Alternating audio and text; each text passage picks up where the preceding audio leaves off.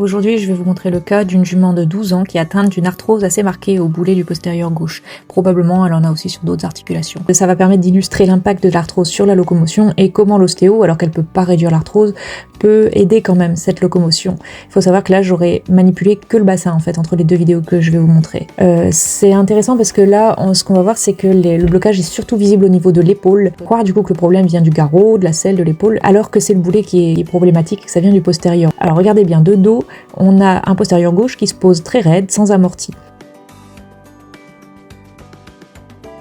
Au moment du demi-tour, il ne plie quasiment pas, il passe pas du tout sous la masse. De face, on voit qu'elle est traversée, les hanches sont décalées à droite.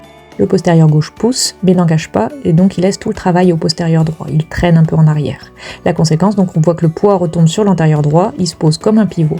L'épaule du coup paraît basse, elle est un peu figée, elle manque d'amplitude, et donc ça laisserait penser que l'épaule ne va pas. C'est un cheval qui du coup va avoir tendance à faire des petits cercles à droite, et avoir du mal par contre à faire des cercles à gauche, parce que l'épaule manque d'amplitude et que le postérieur gauche ne porte pas. Voilà maintenant la jument de face. Observez bien l'épaule, elle a plus d'amplitude, et maintenant la jument n'est plus traversée. Je n'ai manipulé que le bassin, je n'ai pas touché ni au boulet, ni aux épaules, ni au garrot. C'est uniquement le blocage lombaire suite à la différence de poussée des deux postérieurs qui générait cette différence au niveau des deux antérieurs.